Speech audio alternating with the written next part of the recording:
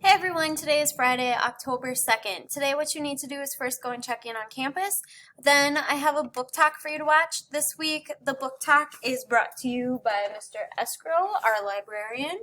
So go ahead and take a peek at that and see if maybe that is something that you would like to read later on in your life, or if you're ready for a new book now. And then I have a game quick for you to play with the descriptions that you made yesterday. So you need to click here where it says game.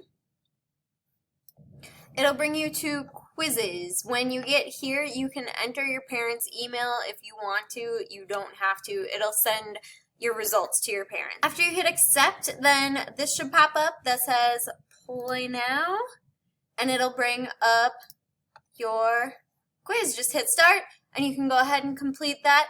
This will be what you need to do for your attendance today. So go read through the descriptions, see what you think is the best description for each picture that is uploaded there.